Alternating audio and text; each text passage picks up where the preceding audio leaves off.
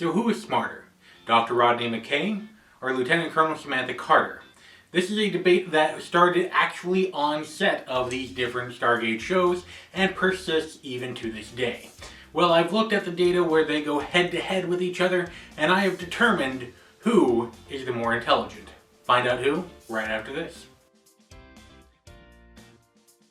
Hey everybody, I'm Taylor from Beard vs. Geek, where I show you it is okay to be a man and a geek at the same time. Today we are going through the gate and we were talking about Stargate and Stargate Atlantis. And within those, the two smartest people arguably is Lieutenant Colonel Samantha Carter and Dr. Rodney McKay. First off, some stipulations. The year that Lieutenant Colonel Samantha Carter was in charge of the Atlantis expedition does not count. During those times, they worked in tandem together, and a lot of times she ordered McKay to do one thing or the other, and he had to follow his orders. So we're not including that. It is just when they go head to head. Starting off with their educational backgrounds, we have Dr. Rodney McKay with 2 PhDs in mechanical engineering and physics, as well as is a member of Mensa. Mensa being an organization for people with extraordinarily high IQs, and the minimum IQ requirement is 130. And in the other corner, we have Lieutenant Colonel Samantha Carter.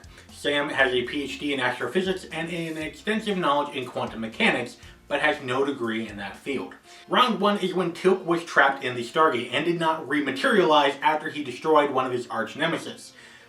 Because he had a lot. Dr. Rodney McKay was flown into the SGC, and him and Sam meet, and they instantly start to butt heads and flirt a little bit. Well, at least Rodney did. And they both come up with different ideas as to how to save Teal'c. And the one that wins out is Samantha Carter. So first round goes to Sam. Round 2 is when Anubis was attacking the planet Earth through the Stargate. Rodney was again flown into the SGC to offer up his wisdom and advice onto how to defeat this weapon. Sam has a tactic of basically stalling for time, whereas Rodney has an idea to actually go after the weapon with an EMP. Before I take the credit for this, shouldn't the EM pulse generator be pointed at the gate?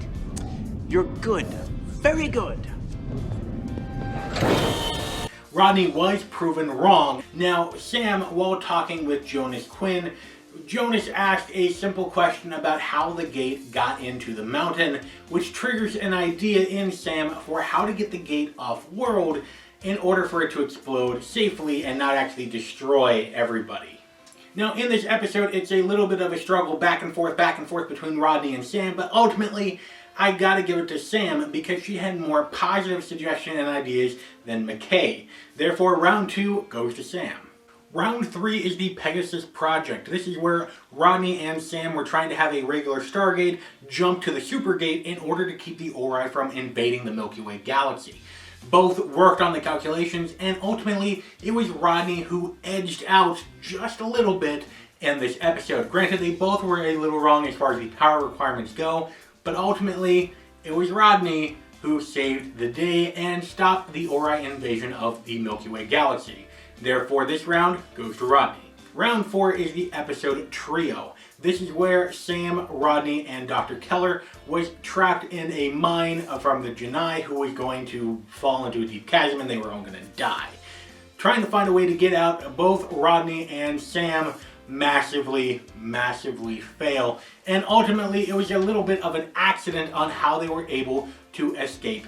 But the end-all solution ended up being brought by Jennifer Keller.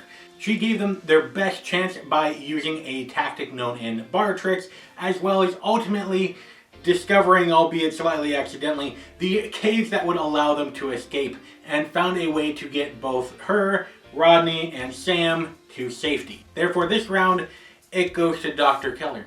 And finally, the episode The Road Not Taken. This does take place in an alternate reality, where the Sam from our reality went to a different reality where all craziness and stuff was happening with the Earth. It's an interesting episode, go watch it. Anyway, The Road Not Taken was a very interesting episode because we got to see Dr. Rodney McKay not actually work for Stargate Command, but be a billionaire. In the end, though, it was Lieutenant Colonel Samantha Carter who had to go to McKay and ask for his help in order to get her back home. Thus, admitting a little bit of defeat, and was kind of shameful for Sam to go to him to help solve the problem. Ultimately, the win goes to Rodney, albeit an alternate reality Rodney. But since that reality also exists on top of this reality, and there's an infinite number of other realities, they're all equally valid. So, ding! After counting up all the different points for the different rounds, the conclusion is... it's a tie, unfortunately. However, during the episode of Grace Under Pressure, when McKay had a head injury and was hallucinating at the bottom of an ocean and was probably going to die, he hallucinated Sam and admitted to her that he believes that she is the smarter, or at least the wiser, out of the two. Meaning that somewhere in his subconscious or conscious mind, he realized that Sam is smarter or wiser than he is. Which is kind of a concession speech. Therefore, Sam is kind of the winner, maybe? Let me know what you guys think in the comment section down below. Now, if you're new to this channel, go ahead and subscribe. Great videos are coming out every week where I talk to you about how it's okay to be a man and a geek at the same time. You can click right here for some awesome Tilk versus Ronon action, or right here for a whole channel all about Stargate. You can click right here for some awesome manliness and geekiness, because after all, if the women don't find you manly, they should at least find you geeky. And until next time, beard on, bro.